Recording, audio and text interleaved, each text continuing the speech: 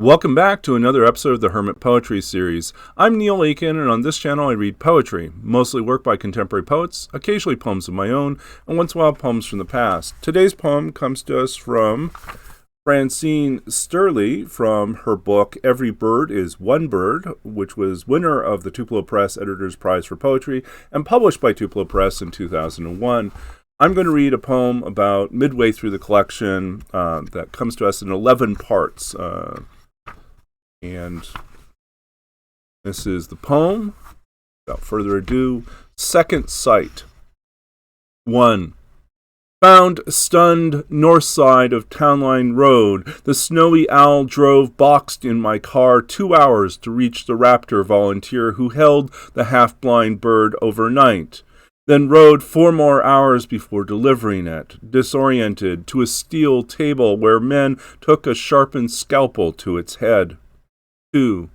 In my cupped hand, the real fruit of Eden, smooth, leathery, thick-skinned, forbidden for its crimson juice, thin vesicles, dripping pulp, the Venus-colored seed Persephone welcomed into her mouth. It was the owl, perched at the threshold of hell, who saw her swallow, who denounced her for obediently swallowing. It was the owl. 3. A deep sweetness on the tongue, the simple yes I give to the things I love. 4. Thrashing in the closed coffin of that box, the owl punched holes in old cardboard where the hooked beak broke through. Specks of blood and battered feathers littered the makeshift nest. No matter the effort, wings failed to bring it to flight.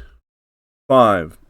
Over the pitched spine of an abandoned barn, a ghostly owl. Over snow rows and fence posts, over chips of bottle glass flashing in a ditch, and the deserted, undiminished miles, over the emotional weight of that road, it crosses straight out in front of me, and the car, so accurate as it skids on ice, slides trunk first into a tree. 6. Where the moon has been shining, a predatory eye, and something breathing beyond the gate where the cemetery lies. 7. Like pond lilies floating open, unspoiled feathers drape my gloved hand, but I feel claws leafing out, gripping me, not wanting to let go. Behold the convulsive dive, the heart-stopping drop as it breaks a crust of snow to take exactly what it wants. 8. A savage, unlucky creature, the Chinese say, terrifying because it devours the mother. Yet how do you judge one that eats what it sees and sees what it eats? 9. The moon, no light of its own, it's all reflection. Those milky wings hunt me into the night as if I were harmless as a field mouse or tree frog, offering nothing but a penny of consciousness as it dies. My eyes close. I whirl down, a tide of bones at my feet. 11. One eye changes places with another. The owl swivels its neck, sees me with one good eye. A moon appears, and I float there, my reflection gliding in icy light. There I am, fully seen for the first time.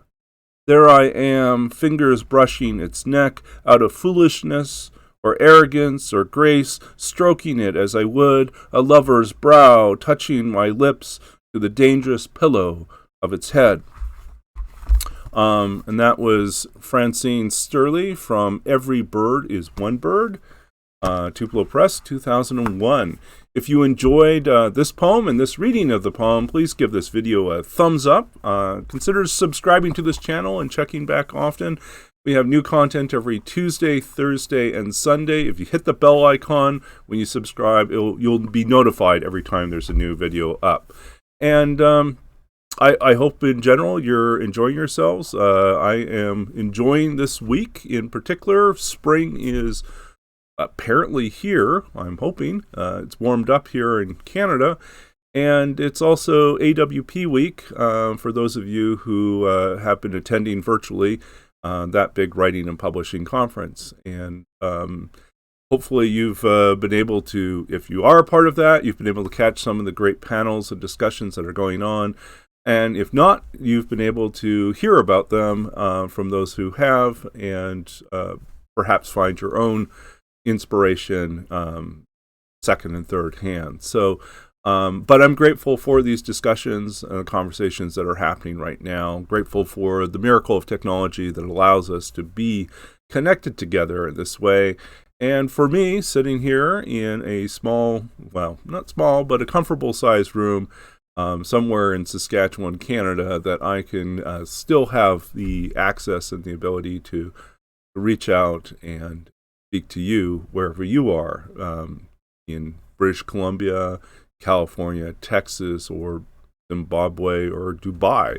Wherever it is that you are listening in from, I'm grateful that you are here and grateful that you're part of this conversation. Until next time, I'm Neil Aitken, and this is the Hermit Poetry Series. We'll be back again soon with more poetry. Stay safe, stay well, keep reading poetry, and we'll be back. Take care.